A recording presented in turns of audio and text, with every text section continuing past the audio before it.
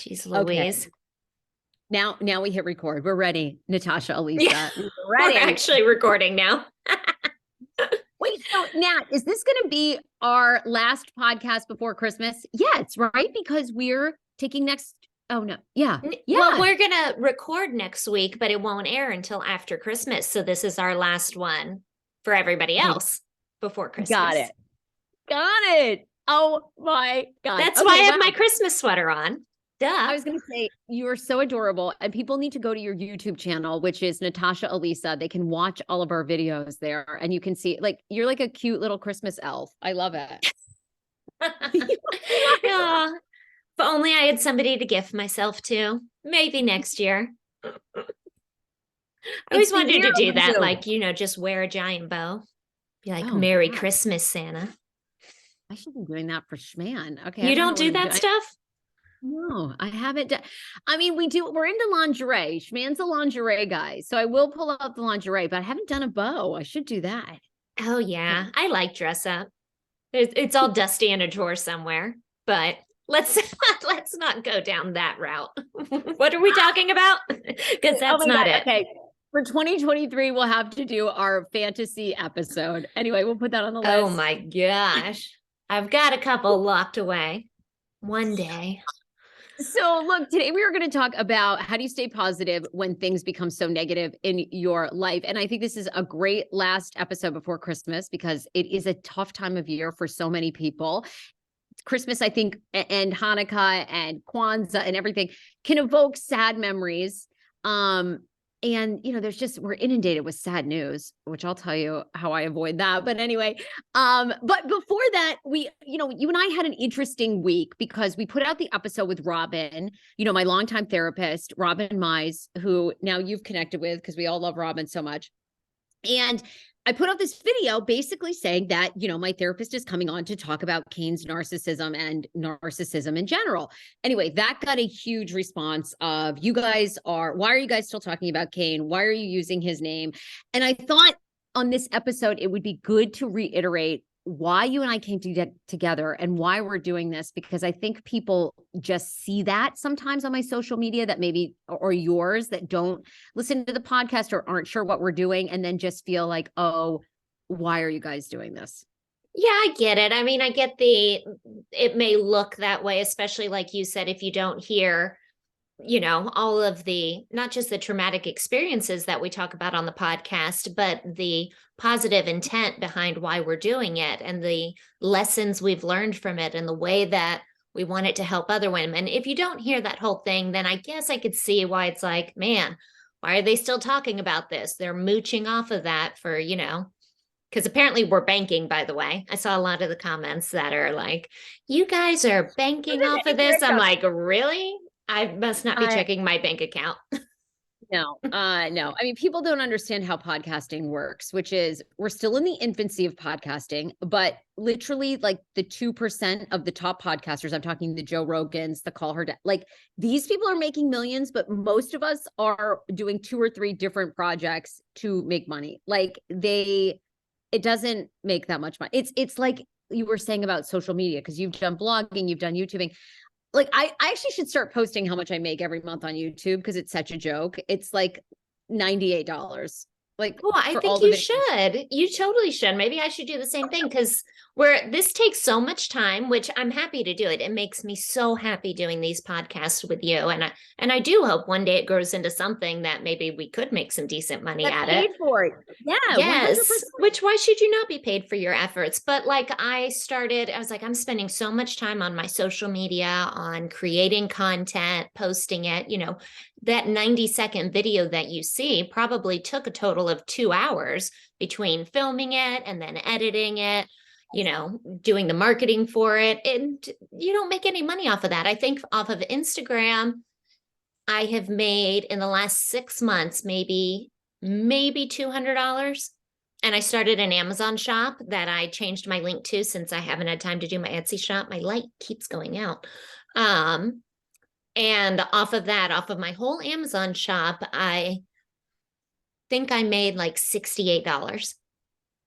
Like, that's it. Like, I don't know. We're not those influencers like my kids watch on TikTok that are making six figures Oh, off of their YouTube channels. Like well, that ain't hopefully we us. get 1 million followers. When you have 500,000 or more followers, you can make really good money, but it's, yeah, we're not there yet. And well, I just wanted to say, and I wondered how you felt, but people have said, why are you guys still talking about this? And to me, part of the reason you and I did this was our mission of being true to who Kane was, in that, you know, we had these shared experiences, you and I, who were friends for years, not to mention Mel and Sammy and, you know, Eric and everybody else. And, you know, we spent 24/7 together, all of us, for 6 years, at least when my time on the show.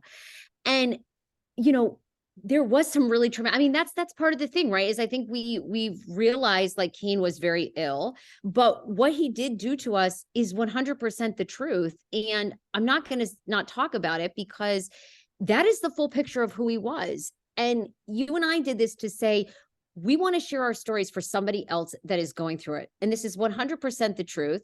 I know people don't want to hear that of someone that they listen to every day and they had an image of and now has passed away. And I think everyone knows, you know, his death was very sad and around addiction. But we're not gonna not tell our truth. I'm sorry. And the other thing I'll say, and then I want you to jump in, is, you know, the truth for me is, if Kane were still alive, I would never be able to say what really happened to me publicly ever, because he would be trying to stalk me online or sue me, even though it is the truth. And anybody that knows Kane, I'm not asking them to come forward. I don't need an apology or anything from anybody, but anybody that knew him knows that's 100% the truth. So I just want to say this. And I truly, I have nothing but love and gratitude for everything Kane taught me, because he's taught me so many lessons now, being in LA and being in Hollywood, and how difficult a business it is and people can be. I come from a place of complete love and gratitude for him, but I'm not going to not tell people what really happened. Well, it's an interesting concept too of, you know, because someone has passed away, then somehow you're supposed to not speak about what your truth is and what's happened to you, like out of reverence. Like, I don't understand that whole idea of somebody could have been horrible. And if he were still alive and I was speaking about, you know, everything that we've talked about and telling my story and my truth, then I would be like brave, and, you know, that I was willing to speak up. But because he's died, then there's out of some idea of reverence, you're just supposed to not speak ill of the dead. That doesn't make sense to me. But I did want to say this. I completely agree with everything you just said. And I've seen a lot of comments over, you know, the time we've been doing this about, what about his girls? They're going to see this one day. They're going to, you know, read about it on the internet. Before I decided to do that initial podcast with you, and certainly these follow-up episodes, I had a real honest talk with both of my daughters, because this is their story too, and this is their life.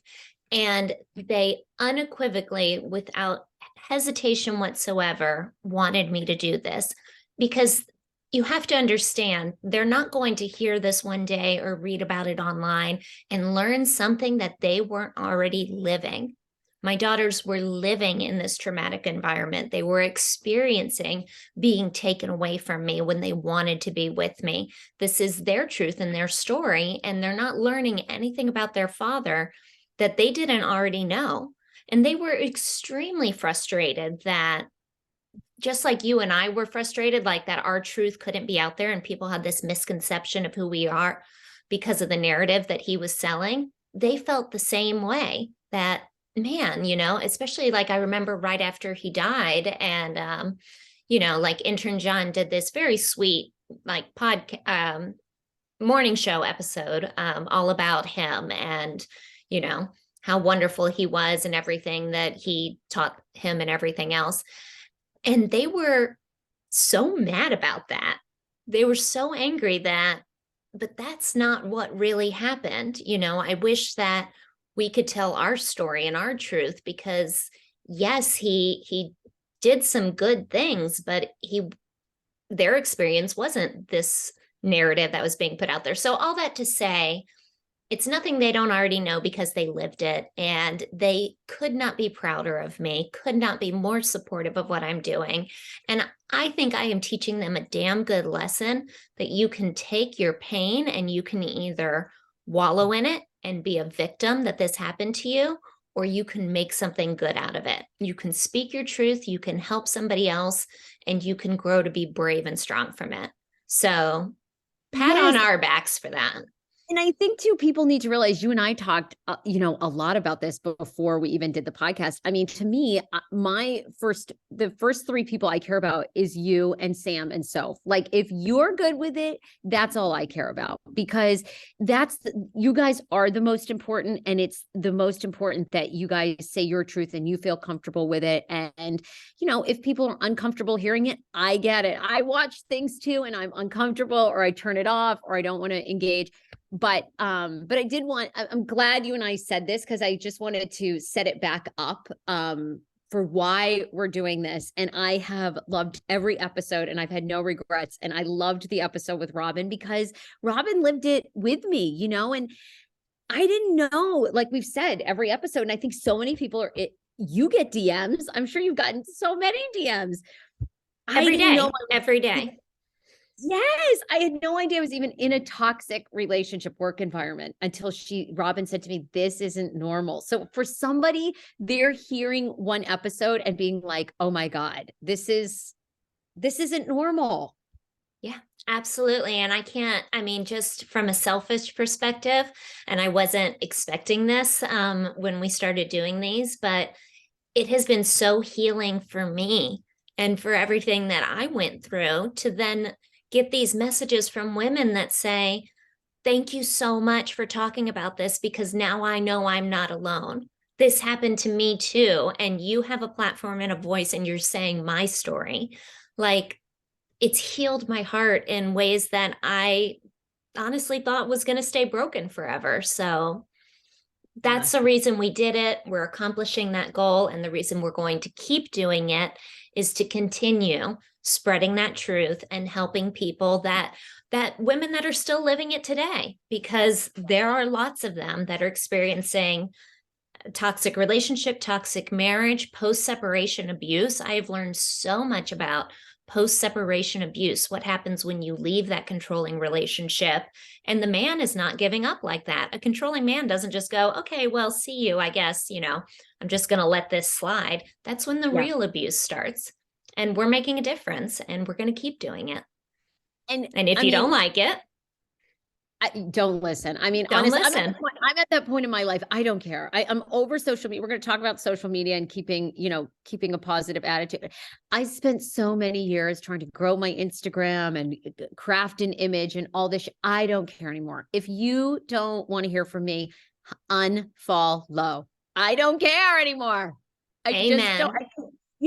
I love and I know so many people listening and so many women that follow us, way more people are positive about this. And we got so many great messages from people. Keep spreading your truth.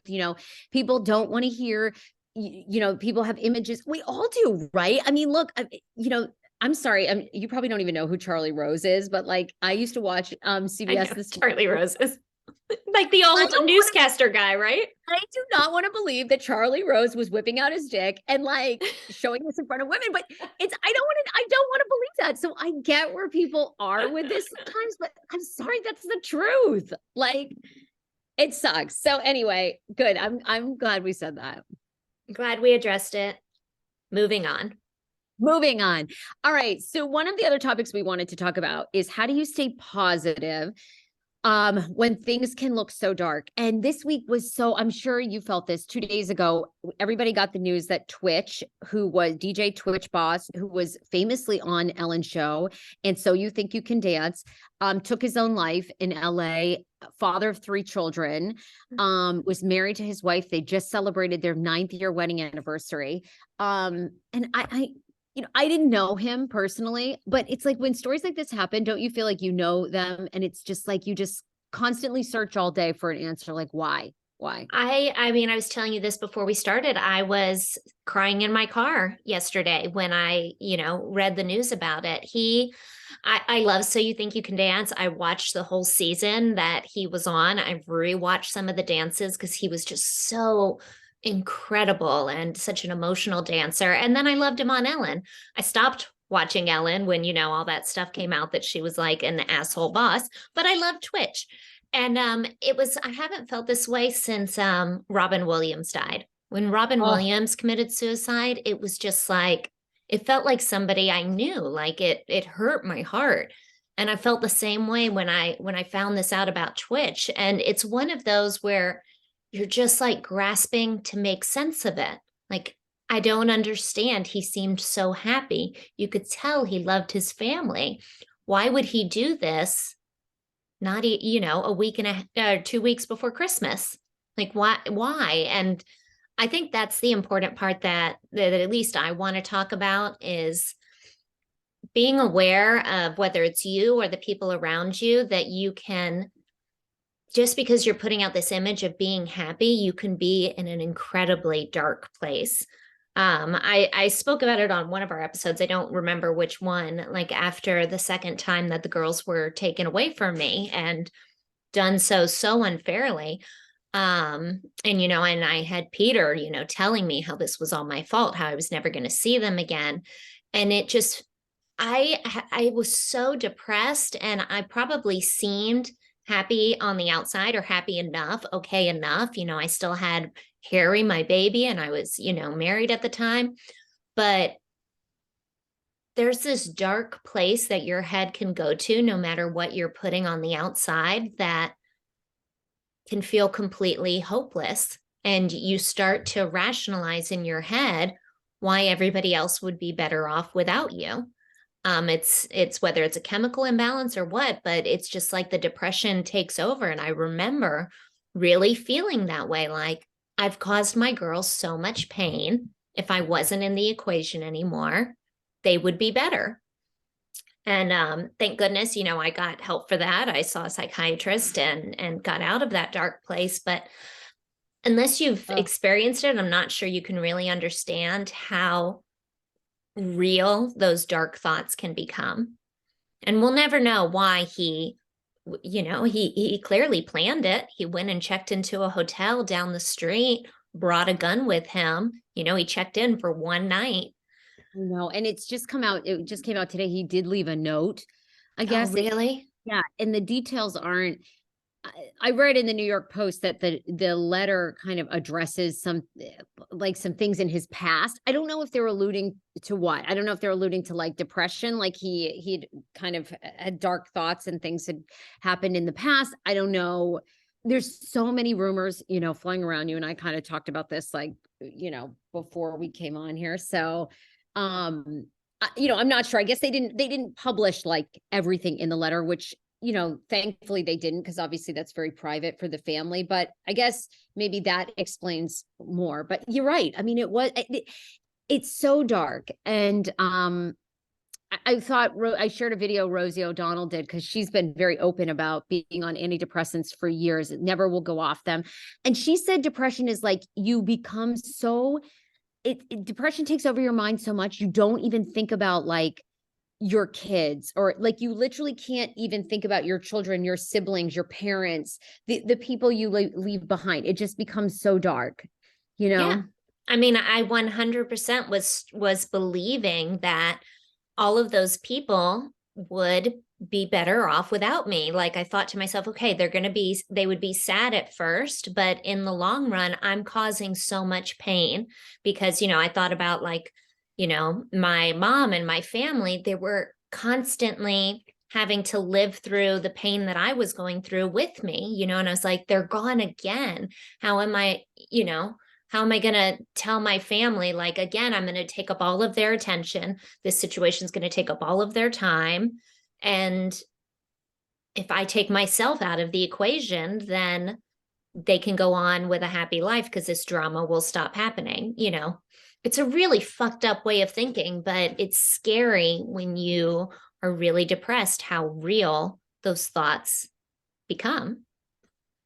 Yeah. It breaks my heart. I mean, his wife and his kids, they're never going to think about Christmas the same way again. you know? Ever, ever.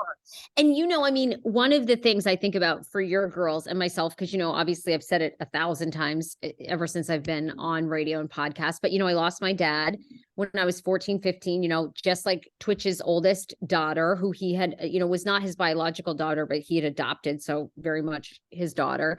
And your girls, it's just, the holidays are so hard in general. And like when you lose a parent, when you lose somebody, it gets easier over time, but like you never don't think about them. You never don't miss them. It's always so it's going to be just a long journey for those kids. Yeah, absolutely. And it kind of ties into what we want to talk about today about positivity. And one of the things that I was thinking about is like this Christmas, the girls not having their dad and feeling like, am I enough for them? Can I make up for, the fact that he's not here? And I was kind of bummed out the last few days, thinking about that. And, I think I mentioned on here that like my ex, Harry's dad, is seeing somebody and they're in a serious relationship. And I just got kind of sad thinking about, well, I'm all alone, the girls don't have Peter. I don't have a significant other, he's clearly moved on. And I was just sad thinking about Christmas. And one of the things that I wanted, to mention for us talking about how to stay in a positive mindset is, for me, it comes down to gratitude. I sat down and I was thinking about this morning. I was thinking about why I was feeling sad for all those reasons I just listed. And then I thought about, oh my gosh, Natasha, but you have all three of your kids here for Christmas. In past years, when I didn't see them for Christmas, when they were with their dad, it was heartbreaking. Like just I would have Harry and want to be happy, but if you don't have your kids and your mom, you just can't really enjoy Christmas. And I was like, I never have to feel that way again. I will have them, for the rest of my life. And so thinking about like the things that I do have to be grateful for, just kind of for me, helps shift my mindset back into something positive, because nobody stays in a positive mindset all the time. That's BS. You're going to get sad. You're going to get angry and bitter. But I'm hoping we can talk about today things that you and I do to kind of shift it back into a positive mentality. Yeah. Do you want to start? I mean, because I've had to definitely develop a routine over the years, because it's so, oh my God, it's so easy to get so negative, yeah. And the world can become a lot, and it can become a scary place. So, Yeah, very much so. Yeah. Do you want to start? Like, what do you do? Sure. I mean, that was the first one that I had on my list was when I'm stuck in feeling those sad and negative feelings, I try to, for me, it's prayer. For me, my faith is the most important thing to me. But, you can also just sit and meditate on it. But I think about, okay, what do I have to be grateful for? And I make myself list them out, like I just said, having the girls for Christmas, having all three of my kids for Christmas every year. And once you can kind of list off all the things that you do have to be grateful for, that shifts my mind back in. All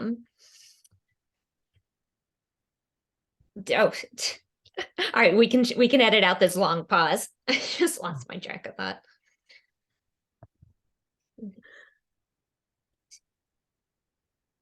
One of the other things, like oh God, Sarah, I'm like totally brain farting here. Oh, no, don't. I mean, I totally can get it. Gratitude, prayer. I mean, I love that about you. I think you have such a good spiritual foundation, which I think helps a lot. Like, I think faith helps. And, I mean, I have friends that are everything in between. Uber religious, not religious at all. But I think it helps so much to believe like you do have a higher calling and a higher path. And, jump in when your thought comes back to you. But I'll tell you, I spent so many years, I would just get so caught up, like online. Big for me is online, like, negative news stories. And then also seeing people that look like, okay, like Twitch, right? I mean, you see him every day. They look happy. They're dancing, like all these things, right? I, for years, would be so jealous of people like that, like that they have a perfect life and they look like they have this beautiful house and like all these things. And I have to really come offline. And I say this to myself, and I'm going to say it more on the podcast, but I find, especially now where like, if you watch the news, and I mean, I still work for Fox 5, I work for a news outlet. So and I love my Fox 5 family, but I don't watch the news anymore. And I read a little bit of news, but not a lot, because it's just like fear does sell. You know what I mean? Like there isn't, it's like people always go, why can't they do more good news? Or like if you watch news, a lot of news programs, they'll do like a good feel good story at the end. The reality is like bad news is happening, but they just did good news, no one would care. You know, they have to keep fear going. They have to keep division going because it's good for ratings. It's why, political outlets, news outlets, big ones, I'm not even going to name them, we all know who they are. It's why they love division, whether it's hating a president or race or whatever. They want us divided because it does sell. It keeps things all stirred up. When I find, like, one of the things I'm doing a lot now in with our church in LA is getting involved in the community. I find like when I come offline and I actually get involved with people, that there's so many more good things happening. And what I love about Americans, and I think this is true worldwide, is people are so generous, like so generous. Like when someone is in need, communities rally. But I think when you just get in your silo online, you don't see that, or you see somebody whose life you think is perfect. And then obviously we've seen time and time again, they have so much going on that they don't show. And it all comes crumbling down. So I've made a real effort in the past couple of years, and especially in coming to LA where I don't know a lot of people, is like, how am I going to get involved with actual people in the community?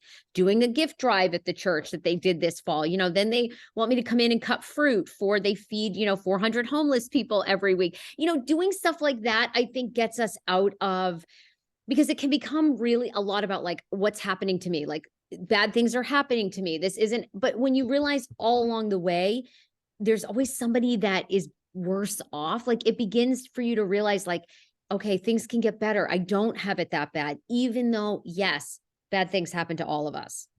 Yeah. I mean, it's so funny. I don't even think you probably even realize it, but what you just described there is actually a really big part of the program. Like the AANA program is when you get, because especially, when you first get in the program, you're in a bad place. You're maybe going through withdrawals, you're isolated from your family or friends that, you've pissed off.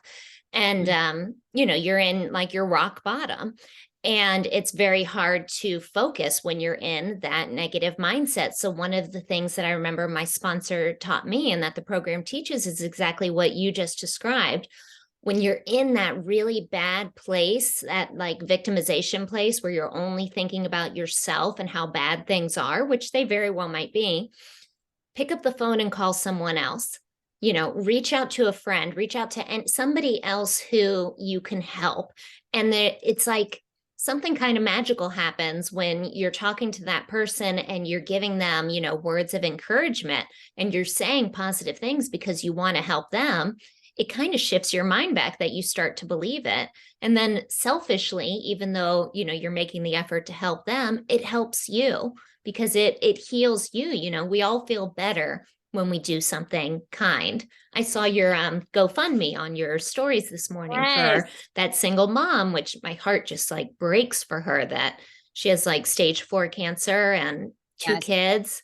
My sister, shout out to my sister-in-law, Erin, who is in Michigan, in the kind of middle of the state, but it's a friend of her son's. Oh my God, tragic. The mom is Kelly is her name. She's just 35 years old. She has stage 4 terminal cancer. And they're raising money. She's divorced. She's taking care of these 2 boys. They're trying to raise 30 grand. Thank you so much for resharing. And, I know they're going to hit their goal. And I think, yeah, I mean, that's one of the big things I do is I really get out of my own way because, I think, look, I'm in the entertainment business and you are in it for years. Like our business is the worst business. Like people tell you no all day long.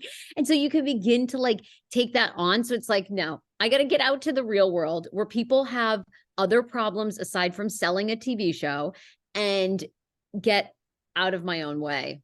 Yeah. And yeah, you end up helping yourself. When I donated to her and like, I'm glad I could help her, but it made me feel good. It like uplifted my spirits. So I'm like, okay, I'm doing something to help somebody else, not just realizing somebody else has it much worse than me, but it makes you feel good. And then once anything you can do to like snap yourself back into that positive mindset is amazing.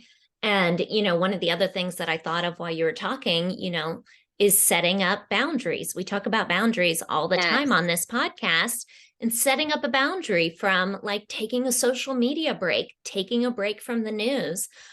Sometimes I definitely get bogged down now that I'm back on Instagram and everything more.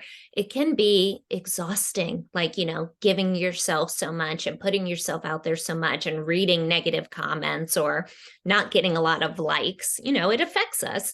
Yes. And I'll take a break for a few days. I'll be like, okay, I just not going to look at it for a few days. I need to put myself back in my real world, here with my kids, not my online world. So if you need to set some boundaries to keep yourself in a positive mindset, go for it. The other thing I do, although I've been on vacation, so I kind of try when I'm on vacation to like have no rules, like nothing for myself. But when I'm home, I do meditate for 10 minutes every morning. And I just like, and I try to set my day up every single day. Like it's going to be a good day, like I just always say, God, thank you for everything, like little things, right? Just that I have my legs and like my son's healthy and Dan's healthy and I try to make it real simple and real dumb, because, you get caught up in like, you don't realize just how lucky you are to have a house, so it seems so trivial. But I try to do that. And I try to set myself up like today is going to be an amazing day. I'm going to be open to the opportunities that present themselves. I'm going to help somebody today. I'm just grateful to get through this day safely. And I do find that when I do that, I find like my day is significantly better. And then, sometimes it gets thrown off course. And I'm wondering, like, is there something physical that happens to you when like you're getting in a negative place? And like, how do you get yourself out of it? Because I'm curious about that. Because I do my morning prayer and routine, and then sometimes the day still goes off the rails. So how do you get back? Yeah, definitely. And I was just thinking about that when you were talking about, your meditation. I do that too. And I try to do it every morning after I get back home from dropping the kids off. But sometimes I forget, or I just get busy and, I start washing dishes or whatever. And when I find myself like starting to get overwhelmed with negative feelings, like, for example, was talking about, Harry's dad, my ex, that he's seeing someone now. And it's kind of it didn't bother me for a while, but it's bothering me for some reason now. I think it's because it's the holidays and I'm picturing, him and this woman and Harry and Christmas presents. And it's like, it makes me sad. Like, that used to be my life. And now it's some other woman's.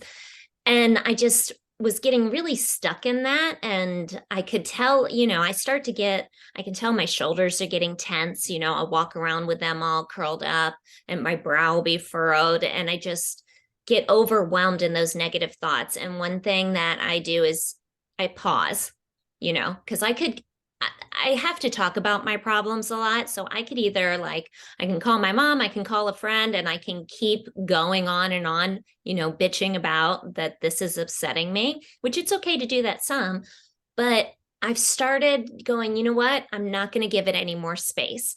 I'm not going to give the negative thoughts any more power, because you have power over the negative thoughts.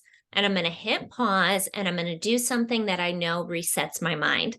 Helping somebody else, doing my meditation app. I use one called Abide. It's only like 3 minutes long and it's got nice like rain sounds in the background. It's very relaxing and it's always just a good little meditation. That always makes me feel better. If it's some other point in the day, I might put on like a reality TV show that I normally wouldn't watch that's just like completely indulgent. I'll do anything to hit the pause on letting the negative thoughts take over, because you can't help when they come in. We're all human, but you can put a stop to it and say, I'm not going to give this any more power. I do that exact same thing now. Like, especially like sometimes, and I know you know this because obviously, you've had partners and been married, but like sometimes with Dan, like Dan will start doing things and I'll be so irritated. And it's little things, right? It's like, I don't know, Dan, okay, he won't listen to this, I don't think so, but I love my husband so much, but he's a horrible driver, but he thinks he's like an amazing driver. So our car is only like a year and a half old. It literally looks like it was in a like crash dummy test. Like there's dents, there's scrapes. Like he runs into the garage every time, like numerous times, right? So I like I start to like go down negative. Like we were literally missing a bumper, so he just like jammed the bumper back on and thought we could drive on the highway and it would stay on, and it literally flew He off. didn't. No, I'm not doing No. I can get in a negative cycle, and I'm sure Dan feels this about me, but I will stop and I will literally in my mind start thinking about all the things that he's great at. Like he's an amazing father. He moved to LA. He quit his job, started a new career, moved to LA for me. I will literally lots of times silently because Schman is sitting right there, but I will look, and that gets me out of the negative cycle too. Like all the good things that are happening, all the good things. Yeah. Yeah, it's like you may not have a choice that these thoughts come in, but you do have a choice about whether you choose to continue in them or you try to make an effort to get out of them. I have a girlfriend who, I guess he's her ex now, but she found out that he was in a relationship with somebody else. And of course, being a good friend, we social media stalked this other woman to find out who she was. And, we indulged in that. We looked her up and everything. But then like it's after some time passed, every time I talked to her, she would be like, oh my gosh, did you see what she posted today or this or that? And, she and I kind of had a chat about, all right, this is becoming unhealthy. Like I know that it's so tempting and you want to indulge in those like negative feelings about this woman and you want to social media stalk her, but it's getting to a point where it's not good for you, where it's giving it power, So it's about, being really in touch with your feelings and knowing where that line is of, okay, I'm going to let myself be mad. I'm going to let myself, go cyber stalk this woman or whatever it is, or be mad at, Schman about the tire.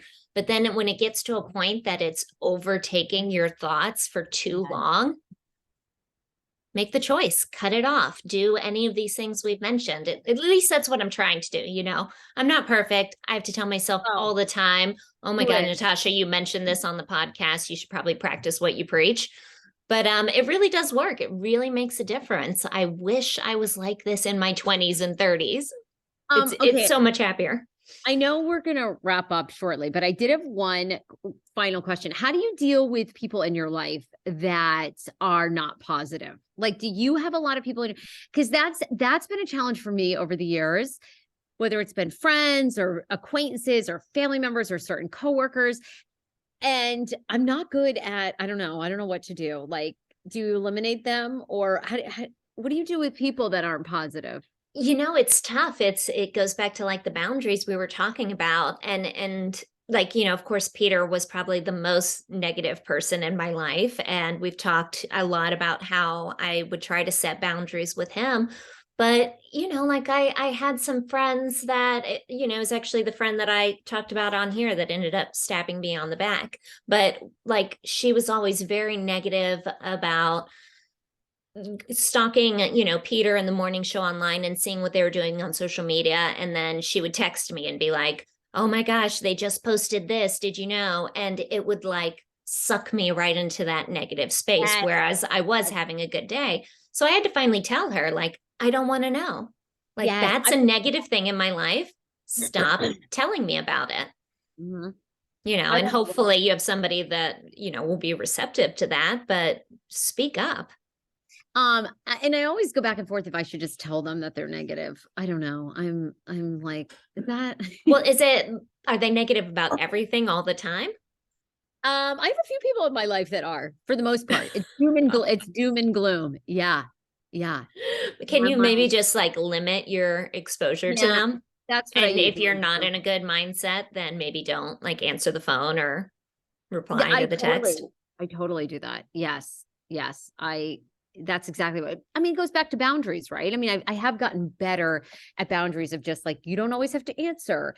Get yourself in the right mind when you're going to talk to this person, because you know they're going to always have some complaint about themselves or the people around them, or they always feel like life is negative towards them. They always feel like they've gotten the short end of the stick. And I'm like, I really want to gently say, like, if you believe that, it's going to happen. Like what you believe comes true, I mean, it just does. And yes, shitty things happen to all of us, but I have people in my life that literally feel like all the time, like Yeah. everything bad happens to me. And it's like, if you say that, it's going to.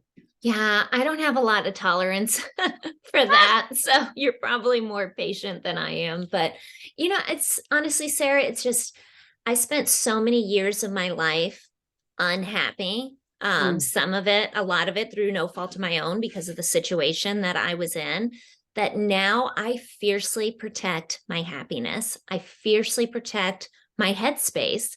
Like I will, if my mom starts going off on politics, like I know that that's something that's going to put me in a bad mood. So I just, I know. nod my head and end the conversation. I'm not rude about it, or I leave the room, like at Thanksgiving when they all started in on their politics, which I don't necessarily agree with. It's just like, all right, I'm going to get my phone and, go sit on Instagram in the other room till they're done.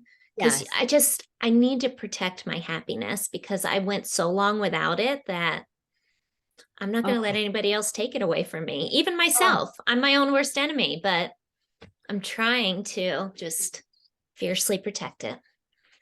You're doing a great job, my friend. Anything else? I mean, I've actually really loved this episode, and I feel like this was maybe our least planned episode, but it was I actually know. I hope other people enjoy our conversations because you and I could just sit and talk forever, but I hope it's not boring for anybody listening. about it all. No, this was Mm. great. This was so good. I hope somebody took a nugget away from, how to be positive when things are really dark. And it's sad. And people lose people this holiday season, and that's the word. That's the hardest. The hardest. Yeah, So definitely. And the holidays is it's my favorite time of year. Like October through New Year's is my absolute favorite. And it is absolutely the most stressful. So yes. I'm sure everybody else is super stressed out. So if they could just take a couple of nuggets from this podcast on how to stay positive, Natasha, I this will will be be happy. one last thing. This will be you and the girls' second Christmas, right? Without Kane. Yeah. Yeah. And have you guys, I mean, we don't even do this with my dad, but I just wondered if you guys have any tradition or anything you're going to do to think of him, or I don't know. That's it's a hard one. I know. So, It's hard to navigate. Last Christmas it was still really fresh, so we talked about it a lot more. This Christmas, like, when I was cleaning out Peter's house, I put together a box of his Christmas ornaments and held on to them. And yeah. when we were decorating the Christmas tree this year, I was like, girls, here's the box of daddy's ornaments. Do you want to pick out some that, remind you of him and put them on the tree? They weren't into it. They were like, no, not really. So it's like I try, he had a thing he did with them where he hid the Christmas pickle. Have you ever heard of Yes, that? yes, yes, So like yes. I hid the Christmas pickle on the tree, and on Christmas Day, I'll bring that up for them to look at it. But honestly, I'm just checking in with them, but they kind of just don't want to get into it this year. Yeah. Well, and there's at that age too. I mean, we never did either with my dad. Like we never, it wasn't like we memorialized anything. It was just over the years at different times, things would come up. And same thing, we had like old pictures, and we had like a whole collage framed for myself and my brother that we still like hang in our wherever we are, and yeah, I mean, I didn't know if you guys weren't going to do anything special, but Yeah, and special you anytime. probably had a lot of happy memories of like Christmas with your dad. And the last several years were not happy memories for them at Christmas with him. So I think it's going to take some time to remember him with, a little more fondly, like around the holidays, because, yeah, he was kind of a jerk the last couple of Christmases. So right now they don't really want to get into it, but I'm hoping as they get older, they'll, you know, Yeah. remember the better times. Yes. All right. Where do people find you, follow you? Where do they find this video and watch? Oh, I don't know. On the internet, people. Yeah. Ms. Pink Monster, MS Pink Monster on Instagram. If you go on YouTube because you want to watch all these videos, it is youtube.com/@ like the at Ms. Pink Monster underscore. I put the link on my Instagram page because it's such a crappy URL. Nobody's ever going to remember it. And I'm Right. on TikTok now. I don't post very often, but the girls do get me to put some funny stuff up there once in a while. I Also at Miss love- Big Monster. I feel old on TikTok. I don't know how you do it. You're super popular on TikTok. Oh, I love TikTok. It's actually my favorite platform. You're good at it. You I have feel a like I huge don't- following. I feel dumb when I post on it. Well, I talk about all the TLC shows, that's why. And people respond to all those. Okay, at the Sarah Fraser Show, everywhere social media is, podcasts are played. All right, we'll see you next week. Oh, did you want to ask for questions? Yes. Okay, yeah, because we are going to record one more podcast. So we did want to ask basically any questions you guys have for us in regards to career, marriage, relationships, being moms. I'm obviously working on having another baby and any other unresolved. I mean, I really think we did answer a lot of people's questions around Kane and our relationship, but I think, we're open to, if there is like another question, please like throw it out there. I think we'd love, or maybe even what direction you'd like to see the podcast go in, suggestions, and you can DM Natasha or me. Either Yeah, one. absolutely. Yeah, send a message to us both. But yeah, it'll be a little mishmash of just kind of an end of the year wrap up. So if there's anything that we didn't answer, just do it there. ask. Yeah. All right, my right. friend. Bye, Nat Cat. See ya. Bye. Bye. We can edit out that awkward pause, right? I can. I'll edit that out. Do you All want right. to end this video and then send me a new link and we'll quickly do like, hey, it's Sarah and Natasha and we're doing Yeah. a podcast Do you have any series for- funny ideas on anything we can do, like gimmicky, or you want to just keep it chatty? Think about it while I send you a new link. Okay. Sounds good.